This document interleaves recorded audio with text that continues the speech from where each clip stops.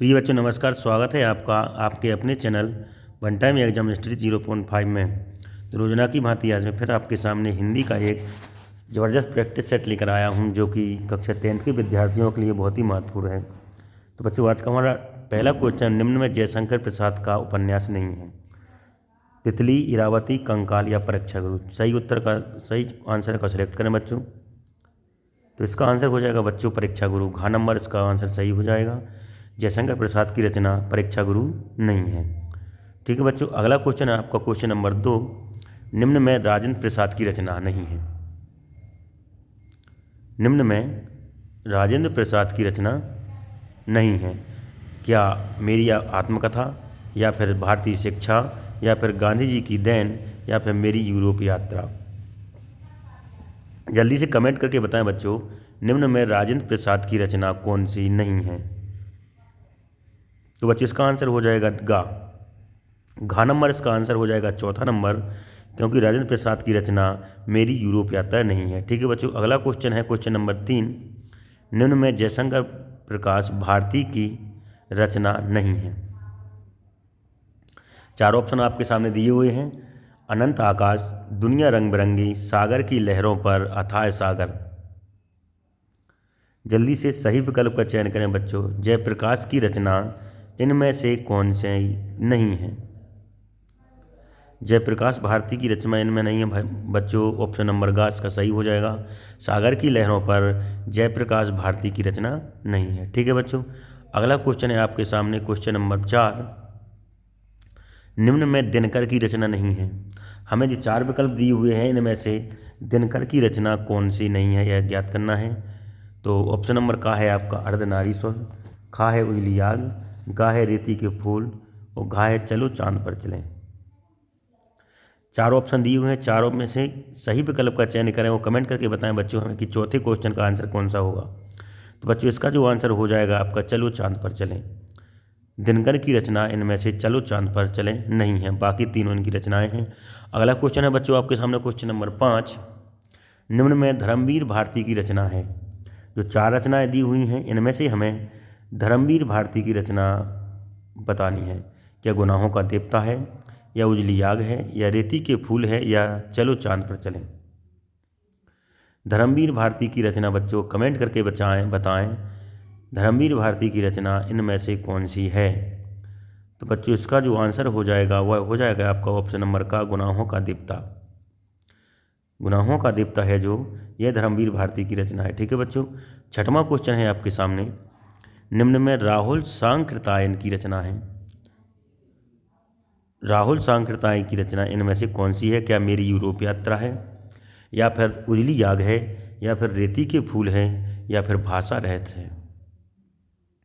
चार विकल्प बच्चों आपके सामने दिए हुए हैं। सही विकल्प का चयन करें और कमेंट करके बताएं हमें कि राहुल सांकृत्यायन की रचना इनमें से कौन सी है। तो बच्चों इसका जो आंसर हो जाएगा ऑप्शन नंबर का मेरी यूरोप यात्रा जो है, यह राहुल सांकृत्यायन की रचना है। ठीक है बच्चों, अगला क्वेश्चन आपके सामने क्वेश्चन नंबर 7। निम्न में महादेवी वर्मा की रचना है। हमें चारों ऑप्शनों में से महादेवी वर्मा की रचना का सिलेक्ट करना है। क्या लोकमाता है, उजली आग है, मेरा परिवार है, या फिर भाषा रहस्य है। जल्दी से बच्चों कमेंट करके बताएं महादेवी वर्मा की रचना इन चार रचनाओं में से कौन सी है। जल्दी बच्चों, टाइम निकला जा रहा है। तो इसका आंसर हो जाएगा मेरा परिवार। निम्न में महादेवी वर्मा की रचना है मेरा परिवार। ठीक है बच्चों, अगला क्वेश्चन है आपके सामने क्वेश्चन नंबर 8। निम्न में भारत दुर्दशा किसकी रचना है। ये रचना है जो भारत दुर्दशा, यह किस लेखक द्वारा लिखी गई है। यह पूछ रहा है वो, क्या प्रेमचंद द्वारा लिखी गई है, जयशंकर प्रसाद द्वारा, या फिर भारतेंदु हरिश्चंद्र द्वारा, या फिर बाबू गुलाब राय द्वारा। जल्दी से सही विकल्प का चयन करें और कमेंट करके बताएं हमें बच्चों कि इसका आंसर क्या हो जाएगा।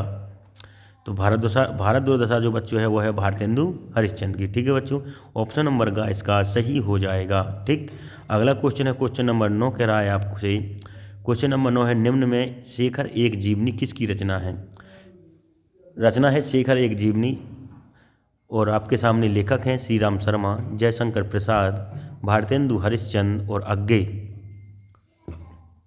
सही विकल्प का चयन करें। इनमें से शेखर एक जीवनी किस लेखक द्वारा लिखी गई है? कमेंट करके बताएं। तो बच्चों इसका आंसर हो जाएगा ऑप्शन नंबर का, शेखर एक जीवनी श्री राम शर्मा द्वारा लिखी गई है। इसलिए इस क्वेश्चन का आंसर का हो जाएगा। ठीक है बच्चों, अगला क्वेश्चन आपके सामने, निम्न में से किसके पिता का नाम आत्माराम दुबे था? बहुत ही अच्छा क्वेश्चन है बच्चों। आत्माराम दुबे जो है वह किसके पिताजी का नाम था? क्या सूरदास के, क्या तुलसीदास के, या फिर भारतेंदु हरिश्चंद्र के, या फिर रसखान के? जल्दी से सही विकल्प का चयन करें और कमेंट करके हमें बताएं कि आत्माराम दुबे किसके पिताजी का नाम था। इसका आंसर हो जाएगा बच्चों ऑप्शन नंबर घ, तुलसीदास जी के पिताजी का नाम आत्माराम दुबे था। ठीक है बच्चों, अगला क्वेश्चन है आपके सामने 12वें नंबर का क्वेश्चन कह रहा है, सुवचनेन की वर्ध थे। यह बच्चों मैंने अनवार्य संस्कृत से लिया है आपका। सुवचनेन की वर्ध थे, सुंदर वचन से, सत्य वचन से क्या बढ़ता है? मैत्री, कलह, हार्स, या फिर इनमें से कोई नहीं। अच्छे वचन से क्या बढ़ता है? तो बच्चों इसका आंसर हो जाएगा ऑप्शन नंबर का, मित्रता, मैत्री। अच्छे वचन से मित्रता बढ़ती है, ऑप्शन नंबर का इसका सही हो जाएगा, ऑप्शन नंबर का। अगला क्वेश्चन है 13वें नंबर का, अनमोल में कौन सा उपसर्ग है? उपसर्ग प्रत्यय से क्वेश्चन लिया है बच्चों मैंने। अनमोल शब्द है जो, इसमें कौन सा प्रत्यय जुड़ा हुआ है?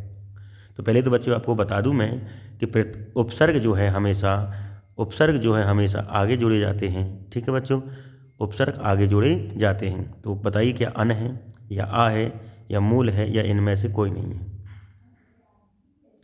तो बच्चों इसका आंसर हो जाएगा ऑप्शन नंबर का अन, क्योंकि अनमोल में अन उपसर्ग जुड़ा हुआ है। ठीक है बच्चों, अगला क्वेश्चन है आपके सामने 14वें नंबर का, सोरठा के जो प्रथम और तृतीय चरण में कितनी कितनी मात्राएं होती हैं? क्या कह रहा है, सोरठा जो होता है इसके पहले वो तीसरे चरण में कितनी कितनी मात्राएं होती हैं?